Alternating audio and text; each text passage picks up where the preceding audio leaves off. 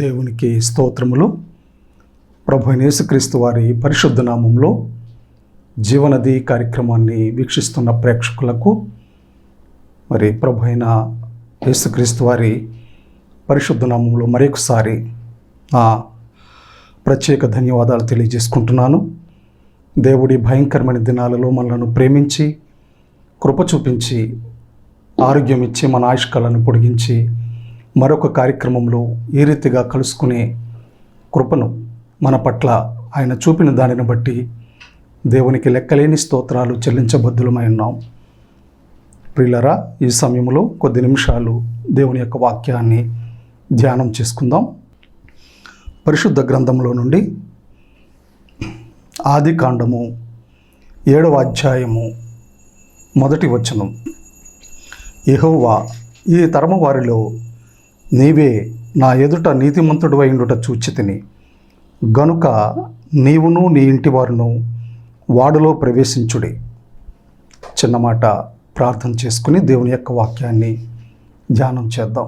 కృపా కనికరం కలిగిన మా ప్రియ పరలోకపు తండ్రి, పరిశుద్ధుడు అని దేవా, నీ పరిశుద్ధ నామమునకు స్తోత్రములు, వందనములు, స్తుతులు చెల్లిస్తున్నాం నాయన.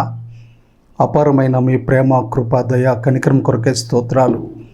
ఈ భయంకరమైన దినాలలో నన్ను, మమ్ములను, మా ప్రేక్షకులను, వారి కుటుంబాలను మీరు ప్రేమించి సజీవులుగా కాచి కాపాడుచున్న రీతిని బట్టి వందనాలు చెల్లిస్తున్నాం.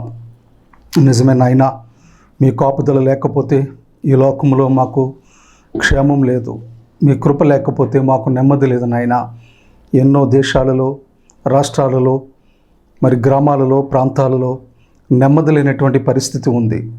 మీరైతే మమ్మలను ప్రేమించి నీ కృపతో జ్ఞాపకం చేసుకుని మీరిచ్చిన క్షేమము, నెమ్మది, ఆరోగ్యము, అనుదిన ఆహారమును బట్టి, పొడిగించిన ఆయుష్కాలమును బట్టి నీకు స్తోత్రాలు చెల్లిస్తున్నాం. చదవబడిన లేఖన భాగంలో మీరు జ్ఞాపకం చేసుకుని దేవా, నా నోట మీ మాటను ఉంచి నాతో ప్రేక్షకులతో మాట్లాడి మహిమ పొందండి. మా హృదయాలకు అవసరమైన నీ దేవోక్తులు నా నోట పలికించండి. నన్ను మరుగుపరచండి, మమ్మల్ని మీరు ప్రత్యక్షపరచుకునండి. నీకే మహిమ, ఘనత, ప్రభావం ఆరోపించుకుంటూ క్రీస్తు పరిశుద్ధ నామంలో ఆశ్రయించి అడిగి వేడుకొనుచున్నాం తండ్రి, ఆమెన్. క్రీస్తునందు ప్రియమైన సహోదరి సహోదరులరా, ఆదికాండము 6వ అధ్యాయము, 7వ అధ్యాయము, 8వ అధ్యాయము, ఈ 3 అధ్యాయాలలో ఒక ప్రత్యేకమైన వ్యక్తి మనకు కనిపిస్తాడు. ఆయన పేరు నోవహు.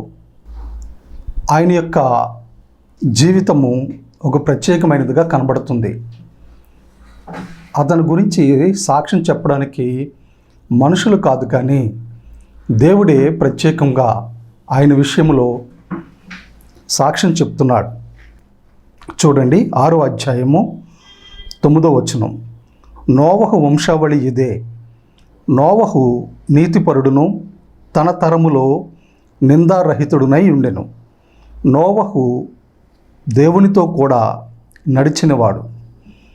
తన తరములో నోవహు నీతిపరుడు, తన తరములో నోవహు నిందారహితుడు, తన తరములో నోవహు దేవునితో కూడా నడిచినవాడుగా దేవుని యొక్క వాక్యంలో మనం చూడగలుగుతున్నాం. మనం మన కుటుంబంలో మచ్చలేని మనిషిగా, డాగులేని మనిషిగా, మంచి సాక్ష్యం కలిగిన మనిషిగా మనం ఉండగలుగుతున్నామా? ఒకసారి ఆలోచన చేయండి. భూలోకమంతటినీ దేవుడు చూశాడు. భూమి మీద నరులు విస్తరించారు. అనేక రీతులుగా నాగరికత అభివృద్ధి చెందినటువంటి దినాలలో ఎవరి ఇష్టానుసారంగా వారు జీవిస్తున్న దినాలవి. చూడండి, 6వ వచనం గమనించండి. 5వ వచనం, 6వ అధ్యాయము 5వ వచనం. నరుల చెడుతనము భూమి మీద గొప్పదనియు, వారి హృదయం యొక్క తలంపులలోని ఊహ అంతయు ఎల్లప్పుడూ కేవలం చెడ్డదనియు యెహోవా చూచి తాను భూమి మీద నరులను చేసినందుకు యెహోవా సంతాపము నుండి తన హృదయములో నొచ్చుకొనెను. నరుల చెడుతనము భూమి మీద విస్తరించిపోయింది. భయము లేకుండా పాపం చేస్తున్న దినాలవి. క్రీస్తునందు ప్రియులరా, పెద్ద చిన్న, స్త్రీలు పురుషులు, వృద్ధులు పెద్దలు, బాలురు బాలికలు, వయసుతో తారతమ్యం లేదు. స్త్రీలు పురుషులని భేదం లేదు. చిన్నవారు పెద్దవారిని భేదం లేదు. ఎవరి ఇష్టానుసారంగా వారు భయంకరంగా పాపం చేస్తూ వారి ఇష్టానుసారమైనటువంటి రీతిలో దేవుని భయం లేకుండా జీవిస్తున్న దినాలు. మరొక మాట కూడా చూద్దాం, చూడండి. 11వ వచనం, 6వ అధ్యాయము 11వ వచనం. భూలోకము దేవుని సన్నిధిని చెడిపోయి ఉండెను, భూలోకము బలత్కారముతో నిండి ఉండెను. దేవుడు భూలోకమును చూచినప్పుడు అది చెడిపోయి ఉండెను, భూమి మీద సమస్త శరీరులు తమ మార్గమును చెరిపివేసుకొనిరి. గమనించండి ప్రియులారా, ఇటువంటి దినాలలో, ఇటువంటి తరములో నోవహు నీతిపరుడుగా జీవిస్తున్నాడు. ఇటువంటి తరములో నోవహు నిందారహితుడుగా జీవిస్తున్నాడు. ఇటువంటి తరములో నోవహు దేవునితో కూడా నడిచిన వాడుగా ఉంటున్నాడు. ఇలాంటి దినాలలో ప్రభునందు ప్రియులారా, మన ఆత్మీయ జీవితమును మనం ఏ రీతిగా మనం కాపాడుకోగలుగుతున్నాం ఒకసారి ఆలోచన చేసుకుందాం. 7వ అధ్యాయం 1వ వచనం చూసినట్లయితే ఇక్కడ యెహోవా ఈ తరము వారిలో నీవే నా ఎదుట నీతిమంతుడు అయినట చూచి తిని అని చెప్తున్నాడు. దేవుని ఎదుట నీతిమంతుడిగా ఉన్నాడు. మరంత మాత్రమే కాదు, తన తరములో నిందారహితుడుగా నీతిపరుడుగా దేవునితో నడిచిన వ్యక్తిగా మనకు కనిపిస్తున్నాడు. ఎంత ఆశ్చర్యకరమైన సంగతి అండి.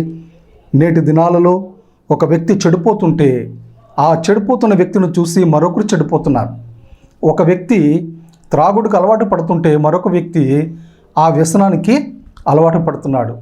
ఒక వ్యక్తి దొంగతనాలు చేస్తుంటే, ఒక వ్యక్తి వ్యభిచారం చేస్తుంటే, ఒక వ్యక్తి ఈ లోకంలో ఇష్టానుసారంగా బ్రతుకుతూ ఉంటుంటే మరొక వ్యక్తి తాను కూడా ఆ విధంగా జీవించటానికి ఇష్టపడుతూ ఆ వ్యసనాలకు గురవుతున్నటువంటి దినాలు. మరి నోవహు ఆ రీతిగా తన ముందు అక్రమం జరుగుతుంది, తన ముందు తన కళ్ళ ముందే చెడుతనము జరుగుతుంది, తన కళ్ళ ముందే బలత్కారం జరుగుతుంది, తన కళ్ళ ముందే చెడు పనులు చేసేవారు కనపడుతున్నారు. అయినప్పటికీ కూడా తనెప్పుడు ఆ వ్యసనాలకు గురి కాలేదు, తన జీవితమును పాడు చేసుకోలేదు.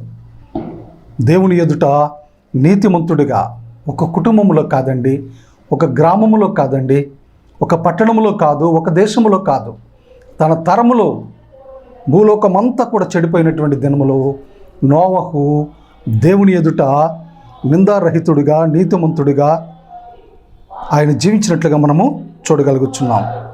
మరొక మాట మనం గమనిద్దాం. పేతురు రాసిన 2వ పత్రిక 2వ అధ్యాయము, అపోస్తుడైన పేతురు రాసినటువంటి 2వ పత్రిక 2వ అధ్యాయము 5వ వచనం. మరియు ఆయన పూర్వకాలమందున్న లోకమును విడిచిపెట్టక భక్తిహీనుల సమూహము మీదకి జలప్రళయమును రప్పించినప్పుడు నీతిని ప్రకటించిన నోవహును మరి 7గురిని కాపాడిను. భక్తిహీనులు అనేటువంటి మాట ఇక్కడ మనకు కనబడుతుంది. సమూహము అనగా దేవుని యొక్క తీర్పు ఆ ప్రజా సమూహం మీదకి వచ్చింది. దేవుడు ఎవరిని కూడా విడిచిపెట్టేవాడు కాదండి. ఆయన ప్రభువును గురించి ప్రకటించినట్లుగా ఈ వచనంలో మనం చూడగలుగుతున్నాం.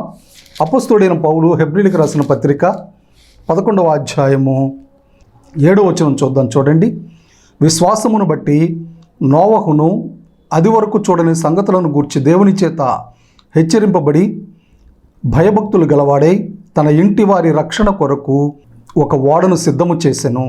అందువలన అతడు లోకము మీద నేరస్థాపన చేసి విశ్వాసమును బట్టి కలుగు నీతికి వారసుడాయను.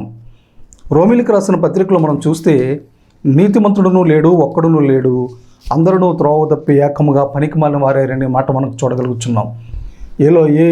ఏ దేశంలో చూసినా నీతిమంతుడు లేడు, ఏ పట్టణంలో చూసినా నీతిమంతుడు లేడు, ఏ గ్రామంలో చూసినా నీతిమంతుడు లేనే లేడు. అటువంటి దినాలలో మరి నోవహు నీతిని కాపాడుకున్న వ్యక్తిగా, నీతిని ప్రకటించిన వ్యక్తిగా, నీతికి వారసుడైనటువంటి వ్యక్తిగా మనకు కనబడుతున్నాడు. విశ్వాసమును బట్టి నోవహు అది వరకు చూడని సంగతులను గూర్చి దేవుని చేత హెచ్చరింపబడిన వాడై భయభక్తులు గలవాడై తన ఇంటి వారి రక్షణ కొరకు ఒక ఓడను సిద్ధము చేసెను. అందువలన అతడు లోకం మీద నేరస్థాపన చేసి విశ్వాసమును బట్టి కలుగు నీతికి వారసుడైనటువంటి మాట మనం చూస్తున్నాం. నీతికి వారసుడయ్యాడంట. మనం ముందు చూసాం పేతురు రాసిన 2వ పత్రిక 2వ అధ్యాయం 5వ వచనంలో నోవహు నీతిని ప్రకటించాడు.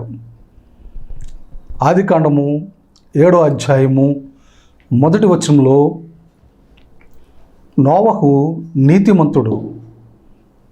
నీతిమంతులు ఎలా అవుతారండి? అబ్రహాము దేవుని నమ్మెను, అది అతనికి నీతిగా ఎంచబడిను అనేటువంటి మన వాక్యాన్ని మనం చూస్తున్నాం. విశ్వాసము ద్వారా మనము నీతిమంతులుగా తీర్చబడుతున్నాం.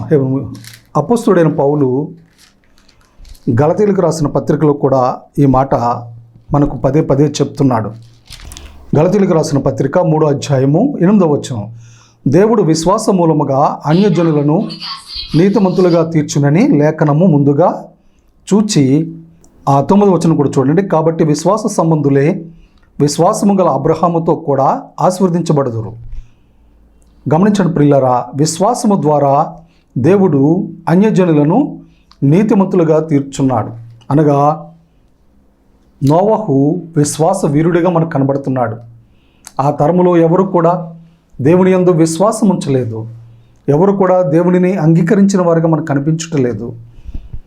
అటువంటి దినాలలో మరి దేవుడు నోవహును రక్షణ కొరకై తన కుటుంబము నోవహును బట్టి హాము, షేము, యాపేతు అనే తన 3 కుమారులు, వారి యొక్క 3 భార్యలు, మొత్తం 6, అలాగే నోవహు భార్య 8 వీరి రక్షణ కొరకై ఓడను సిద్ధపరచుకోమని, లోకం మీదకి రాబోతున్న భయంకరమైన తీర్పు నుండి వారు రక్షణ పొంది ఉండాలని ఆ ఉద్దేశముతో లోకం మీదకు వచ్చినటువంటి భయంకరమైన విపత్తు నుండి నోవహును కాపాడాడు.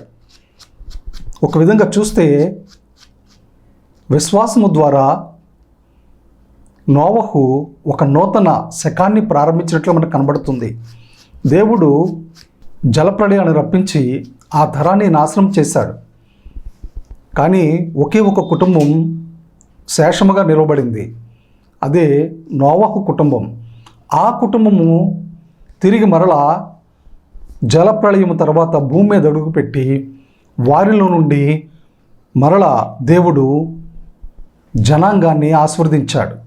అక్కడ దేవుడు చెప్తున్నాడు, దేవుడు చెప్పిన రీతిగా నోవహు చేశాడు కాబట్టి మీరు ఫలించి అభివృద్ధి పొంది విస్తరించి భూమిని నిండించమని నోవహుతో చెప్తున్నాడు. నిజమే, అప్పుడు భూమి మీద వచ్చిన పక్షులు, అప్పుడు భూమి మీదకి వచ్చినటువంటి జంతువులు అవన్నీ కూడా ఒక నూతన సృష్టిగా మనకు కనబడుతున్నాయి. అంతకుముందు ఉన్నటువంటి సమస్త సృష్టి కూడా జలప్రళయంలో కొట్టుకుపోయాయి. క్రీస్తునందు ప్రియమైన దేవుని బిడ్డలారా, విశ్వాసం ఎంత గొప్పది ఆలోచన చేయండి. ఎంత పెద్ద ప్రమాదమునైనా విశ్వాసము ద్వారా దేవుడు రక్షించడానికి ఆయన సంసిద్ధుడు. అందుకని ప్రభువైన యేసుక్రీస్తునందు విశ్వాసం ఉంచుము, అప్పుడు నీవును నీ ఇంటి వారును రక్షించబడుదురనేటువంటి వాక్యాన్ని మనం అపోస్తుల కార్యముల గ్రంథంలో చూడగలుగుతున్నాం. విశ్వాసము మనలను తీర్పు నుండి రక్షిస్తుంది. విశ్వాసము మనలను పాపము నుండి రక్షిస్తుంది. విశ్వాసము మనలను నరకము నుండి, దేవుని ఉగ్రత నుండి రక్షిస్తుంది. విశ్వాసం అంటే ఏంటి? నిరీక్షింపబడు వాటి యొక్క నిజస్వరూపము అదృశ్యమైనవి ఉన్నవనుటకు రుజువుగా ఉన్నది. మరంత మాత్రమే కాదు, వినుట వలన విశ్వాసము కలుగుతుంది. ఆ వినుట క్రీస్తును గూర్చినటువంటి మాటగా మనకు కనబడుతుంది. మరొక మాట చూద్దాం, చూడండి. యెహెజ్కేలు గ్రంథము 14వ అధ్యాయము 14వ వచనం. యెహెజ్కేలు గ్రంథము 14వ అధ్యాయము 14వ వచనంలో ఇక్కడ ఒక శ్రేష్టమైనటువంటి మాట ప్రభు చెప్తున్నాడు. ఒక విశ్వాసఘాతకమైనటువంటి దేశమును గురించి ఆయన చెప్తూ 12 నుంచి చదువుతాను చూడండి. మరియు యెహోవా వాక్కు నాకు ప్రత్యక్షమై ఇలాగూ సెలవిచ్చెను, నరపుత్రుడా, ఏ దేశమైతే విశ్వాసఘాతకమై నా దృష్టికి పాపము చేసినదో దానికి నేను విరోధినై ప్రాణాధారమగు ఆహారము లేకుండా చేసి కరువు పంపించి మనుషులను పశువులను నిర్మూలము చేయుదును. నోవహు, దానియేలు, యోబును ఈ ముగ్గురు అట్టి దేశములో ఉండినను వారు తమ నీతి చేత తమ్మును మాత్రమే రక్షించుకుందరు. ఇదే ప్రభువగు యెహోవా వాక్కు. ఒక దేశం మీదకి వస్తున్నటువంటి తీర్పును గురించి యెహెజ్కేలుకు దేవుడు సెలవిస్తున్నటువంటి శ్రేష్టమైనటువంటి మాటలు. ఏ దేశమైతే విశ్వాసఘాతకమై అంటే దేవునిని విసర్జించి ఆయన చెప్పిన కట్టడలు, ఆయన ఇచ్చిన ఆజ్ఞలు గైకొనకుండా తమ ఇష్టానుసారంగా దేశంలో ప్రజలు జీవిస్తారో ఆ దేశంలో ఆ దేశానికి దేవుడే విరోధి అవుతాడంట. ప్రాణాధారముకు ఆహారం లేకుండా చేస్తాడంట. కరువు పంపిస్తాడంట.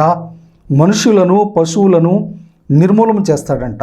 అలాంటి దేశంలో ఒకవేళ నోవహు, దానియేలు, యోబు ఈ ముగ్గురు కూడా ఉంటే తమ నీతి చేత తమ్మును మాత్రమే వారు రక్షించుకుంటారు, కానీ ఇతరులను రక్షించలేరు అని ఖచ్చితంగా దేవుడు చెప్తున్నాడు. అంటే ప్రాణాంతకమైనటువంటి పరిస్థితులలో కూడా నీతి ఒక వ్యక్తిని కాపాడుతుంది అనడానికి ఇది ఒక ప్రత్యక్ష నిదర్శనము.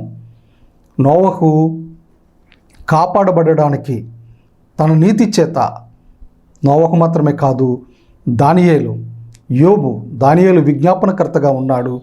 యోబు తన స్నేహితులను గూర్చి దేవునికి ప్రార్థించిన వ్యక్తిగా మనకు కనబడుతున్నాడు. నోవహు కష్టమైన పని దేవుడు అప్పగించాడు, అయినప్పటికీ కూడా ఇష్టపడి కష్టమనుకున్న చేశాడు.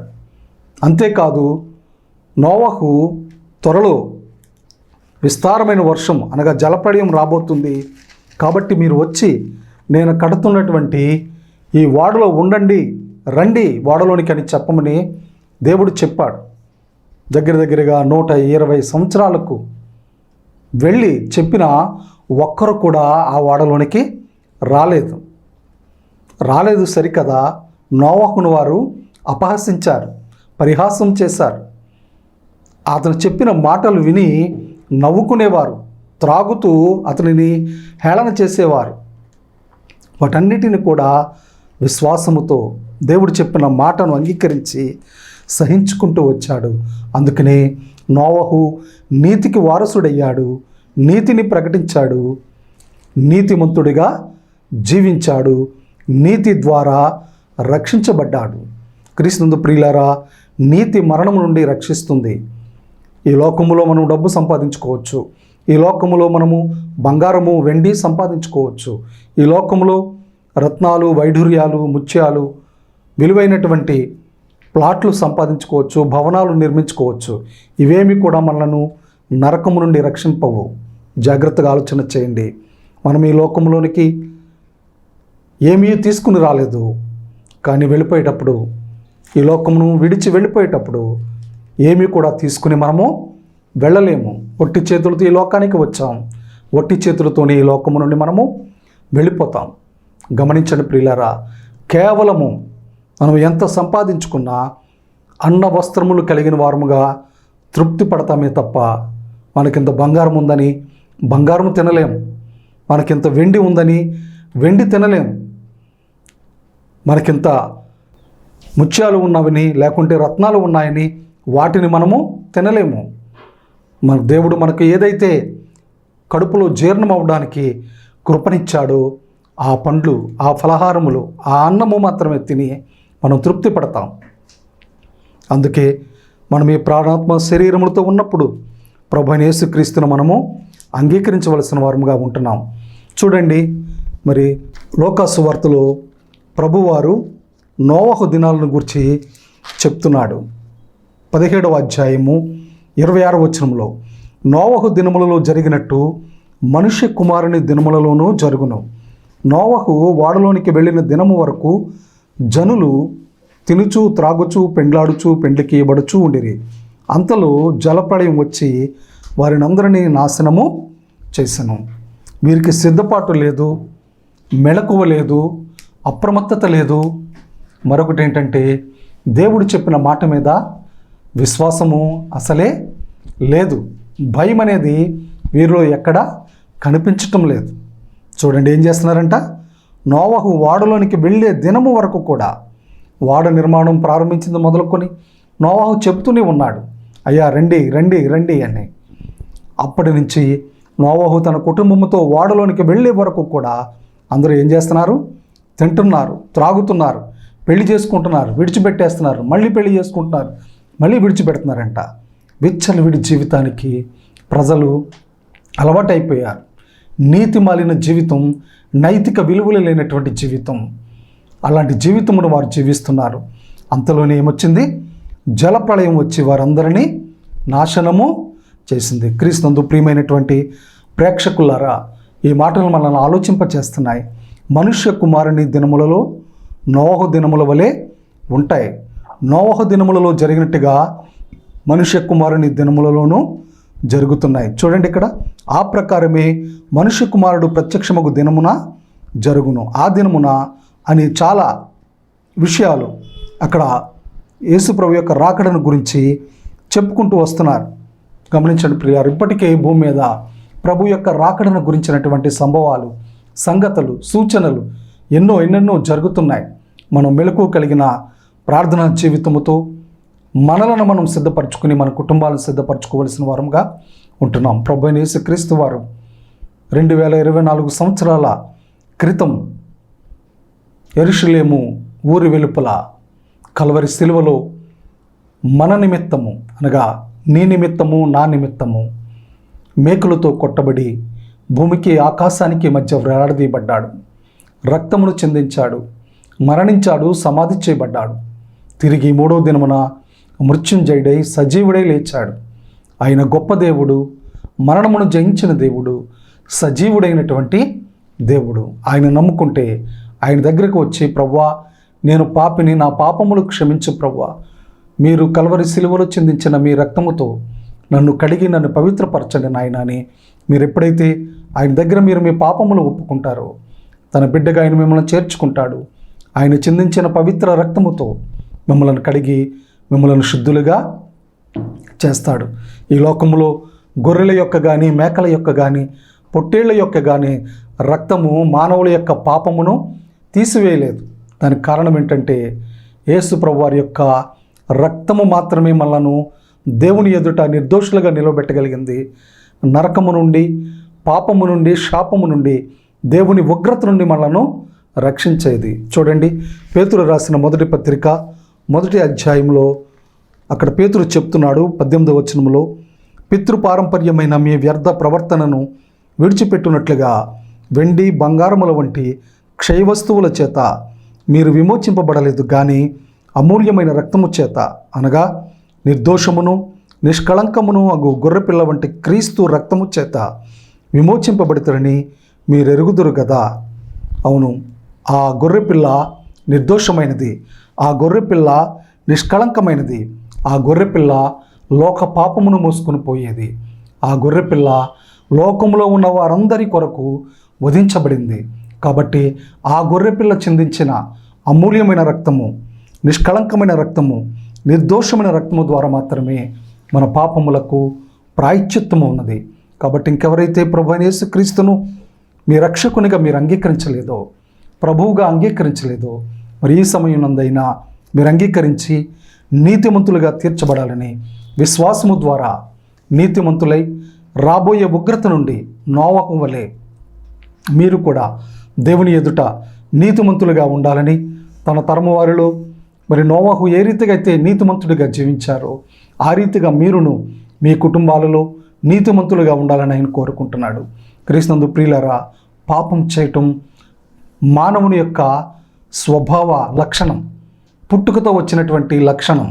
కానీ పరిశుద్ధముగా జీవించడం అనేది చాలా కష్టమైనటువంటి సంగతి. జాగ్రత్తగా ఆలోచించండి. ఒక 10 మంది త్రాగుబోతుల మధ్య ఒక త్రాగని వ్యక్తి ఉండడం చాలా కష్టం. అటువంటిది తన తరము వారిలో నిందారహితుడిగా ఉన్నాడంటే నోవహు ఎంత పవిత్రముగా పరిశుద్ధముగా జీవించాడో ఆలోచన చేయండి. ప్రభు ఈ మాటలు మన కొరకే దీవించునుగాక. ప్రార్థన చేసుకుని మరి కార్యక్రమాన్ని ముగించుకుందాం.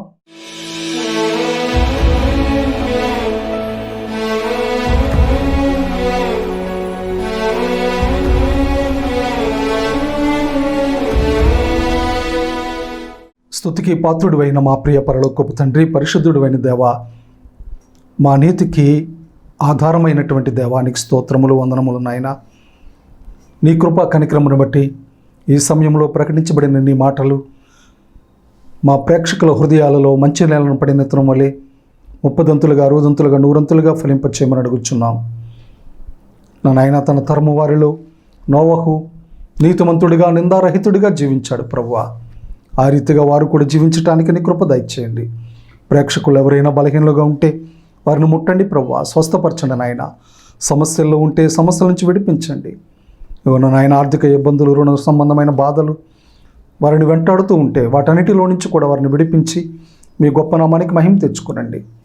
దీర్ఘకాలిక రోగములు, వ్యాధుల చేత పీడింపబడుతుంటాయి, స్వస్థపరచండి, విడుదలనివ్వండి ప్రభువా. చెప్పుకోలేని సమస్యలతో ఉన్న వారి కొరకే ప్రార్థన చేస్తున్నాం. విడిపోయిన కుటుంబాల నిమిత్తమే ప్రార్థన చేస్తున్నాం. కనికరించండి. నీ గొప్ప సహాయమును దయచేసి వారిని ఆదుకుని మహిమ పొందమని, ప్రాముఖ్యంగా మరొక కార్యక్రమంలో మేము కలుసుకునే పర్యంతము నీ సన్నిధి, నీ కాపుదల, నీ కృప, నీ క్షేమములు మా ప్రేక్షకులకు నిండుగా మెండుగా దయచేసి నీ ఎదుట నీతిమంతులుగా నిలవబెట్టుకుని మహిమ పొందమని, తోడై ఉండమని ప్రభువును నీ ప్రియకుమారుడు మా రక్షకుడునైన క్రీస్తు యేసు వారి అమూల్యమైన నామంలో స్తుతించి ఆశ్రయించి అడిగి వేడుకొనుచున్నాం తండ్రి. ఆమెన్. ప్రభునందు ప్రియులారా, దేవుని యొక్క కృప, ఆయన యొక్క క్షేమము మీ కుటుంబాలతో మీతో ఉండాలని ప్రార్థన చేస్తున్నాం. ఈ కార్యక్రమం మరి ఏ రీతిగా కొనసాగినట్లుగా మీరు కూడా మీ ప్రార్థనలో మరి నా గురించి, పరిచర్య గురించి ప్రార్థన చేయాలని మనవి చేస్తున్నాను. ఈ యొక్క కార్యక్రమంకు సహకరించినటువంటి సహోదరుని ప్రభు దీవించునుగాక. ఆమెన్. అందరికీ వందనాలండి.